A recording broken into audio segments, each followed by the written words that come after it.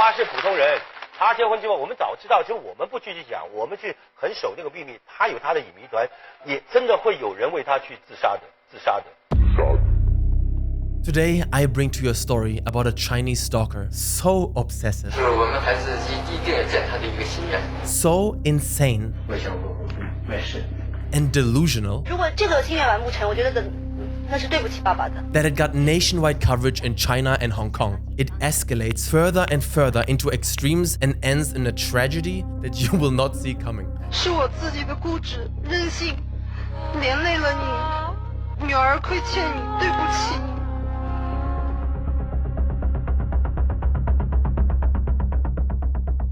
Our main character is Yang, and the subject of her veneration is Andy Lau, one of the absolute biggest movie stars in China and beyond. Maybe you've seen him in one of my favorite movies, Shaolin. He's pretty awesome.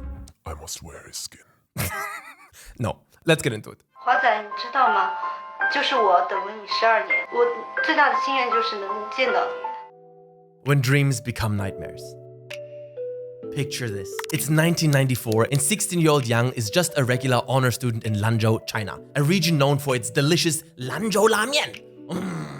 She's getting perfect scores in math and Chinese. She's been named an outstanding student leader and her teacher father couldn't be prouder. Life is simple and good for this close-knit family of 3. But then everything changes with a single dream. That's right. This story starts like a cheesy romantic comedy. But this is what happened. One February night, Yang has what she believes is a prophetic vision.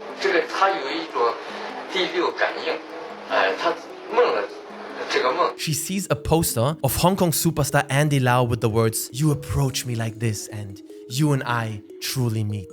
These celebrities are hoping to build that fandom, and it's working a little bit too well on Yang. So night after night, the dreams continue. Andy Lau holding her hand, confessing his love, gazing at her with deep affection. To Yang, these are not fantasies anymore. They're proof that she and the megastar are meant to be together.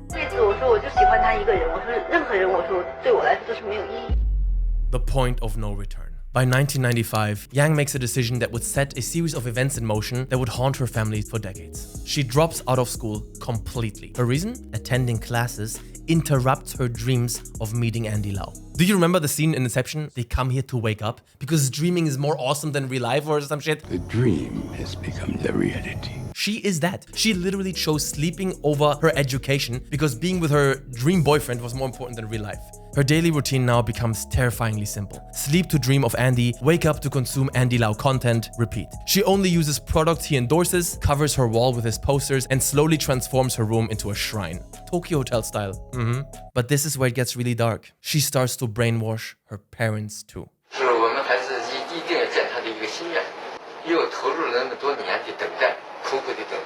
Yang constantly makes her parents rehearse what they'll say when they meet Andy Lau, threatening that if they don't support her obsession, she will abandon them when she marries her idol. And incredibly, unbelievably, it works. Her parents, especially her father, becomes an enabler of her delusion.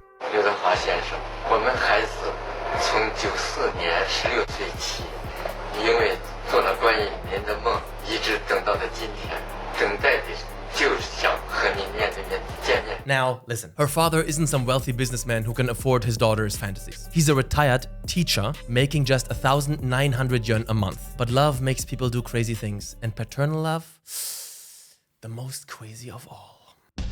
A father's devastating choices. In 1997, he borrows 10,000 yuan, more than 5 months of his income, to send Yang to Hong Kong. She joins a tour group and gets help from guides and taxi drivers, but only manages to find Andy Lau's fan club headquarters. Mind you, this is before the internet was a big thing, especially in China. No meeting with the man himself. So does this reality check wake her up? Absolutely not.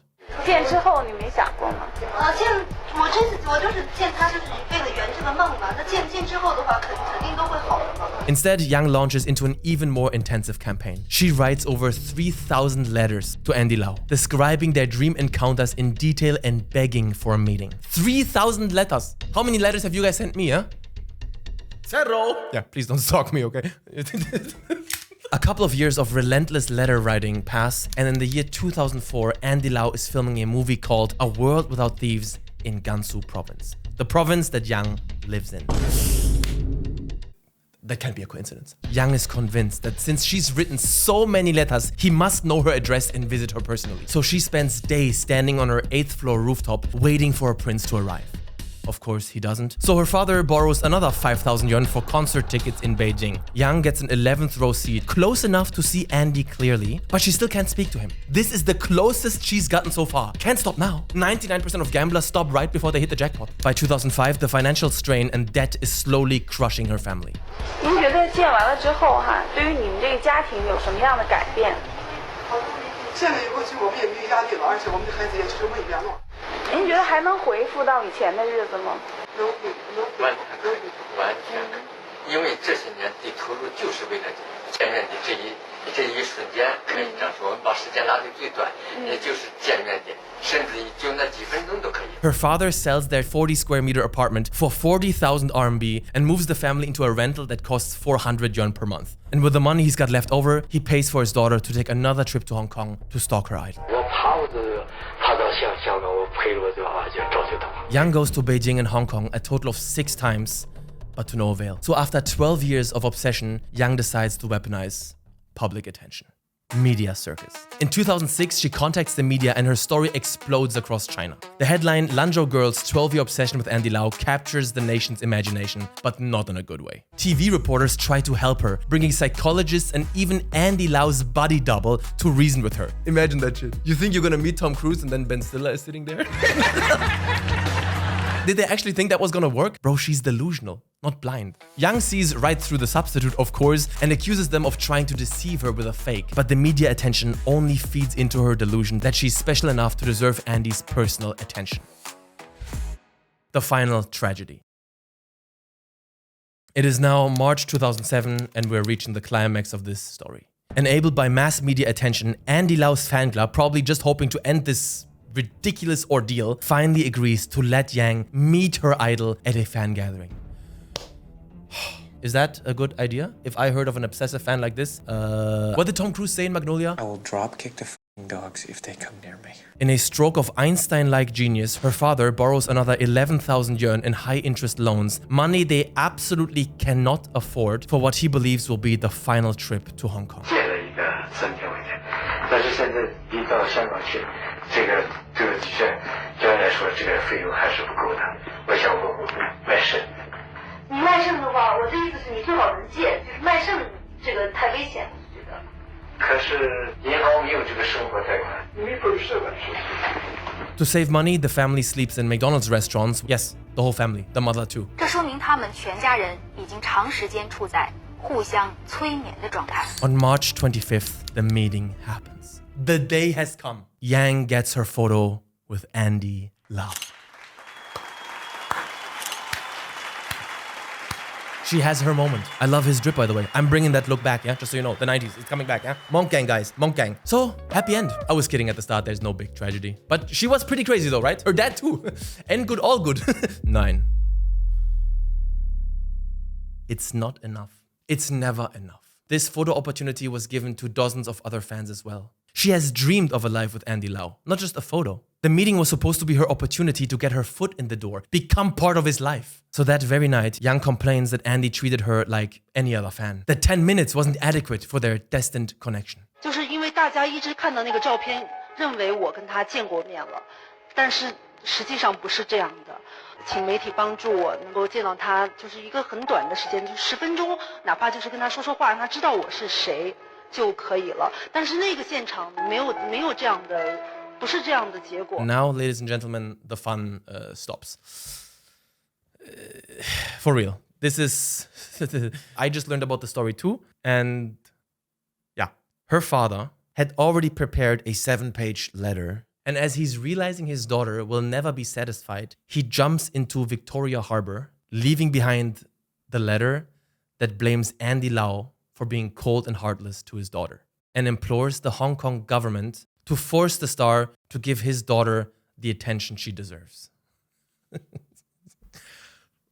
Yeah, in German we say, auf der Zunge zergehen lassen.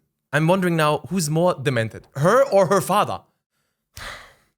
The aftermath. When somebody close like a family member passes away, that can be a real wake-up call for people. It's all fun and games until somebody you love dearly suddenly isn't there anymore. But even her father's passing doesn't wake Yang from her obsession. She demands 500,000 yuan in compensation from Andy Lau and insists on a private 90-minute meeting. 如此狠心的是你的一次一次不见。我希望他完成爸爸的遗愿。他虽然走了，但是他希望刘德华还要见我一面。我觉得如果这个心愿完不成，我觉得那是对不起爸爸的。 She wants both, an apology and his love. This whole absurd situation she's caused somehow becomes, in her mind, further proof that Andy owes her something. But of course, that didn't lead anywhere, and she ultimately flies back home with her mom. The media then gives her f***ed-up brain even more attention. But you know whose mental state didn't get enough coverage? Andy Lau's. The incident traumatized him so severely that he needed psychological counseling. 我曾经因为这个我也去看医生，就有很多都不同的，不是他，是另外的人，就跑出来要做同样的事。 Other obsessed fans then begin copying Yang's tactics, threatening to Minecraft themselves to get their idol's attention. When Andy Lau marries in 2008, he keeps it a secret for a year, likely to avoid triggering more unstable fans. 也真的会有人为他去自杀的。可能今天因为这么久下来，慢慢，真的有了，到了没有了呢？哦，现在公布了，就这样，公布我这样讲太平了，现在舒服了，不然的话，他一辈子会很痛苦。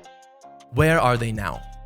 Today, Yang is 42 years old, working at a supermarket for 2,000 yuan per month. She lives with her mom in a tiny apartment that costs less than 1,000 RMB per year to rent. She's never married, never been in a romantic relationship, I wonder why, no kids. 我到兰州回来以后，就那个事情过后，我都把有关于书籍、图片我都给烧了。 Her story became a cautionary tale in China that changed how celebrities handle fan interactions. And what makes this story so terrifying isn't just the obsession itself, it's how it consumed an entire family. 他应该在他爸爸的那个什么去世的那个地方，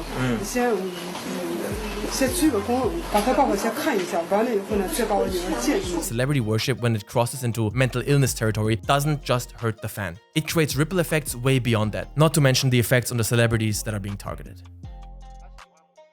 So that is our China story of today. Let me leave you with some Ranton wisdom. There's a famous expression called never meet your idols or don't meet your idols. People think that this expression means your idols are actually pieces of shit and you shouldn't meet them because then you realize they're scumbags. That is not what this expression is supposed to teach you. The fact that idols are just human beings should be normal common sense. It should teach you to not idealize people at all. Don't have idols. You can be a fan of somebody's work, but what do you expect? They're in a bad mood sometimes. They're mean sometimes. They have done bad things. That goes for everyone because everyone is just a human being. Never meet your idols because then you will realize what an idiot you are. The people you idealize are just people like you. Okay? Bye. 给父亲写的一封信，我最亲爱懂我的父亲，女儿想念你。当您离开我后，我是多么的痛悔，我非常懊悔自己的所作所为，懊悔没能好好珍惜你。常常回想过往和您在一起的日子，我才知道那是我人生中最宝贵、最幸福的记忆。你因为女儿付出了太多，承受了太多，是我自己的固执、任性，连累了你。女儿亏欠你，对不起你。 If you enjoy crazy stories from China like this, check out the one about the Chinese actor who got human trafficked and kidnapped in Myanmar. It's not funny. I don't know why I'm laughing. Check it out.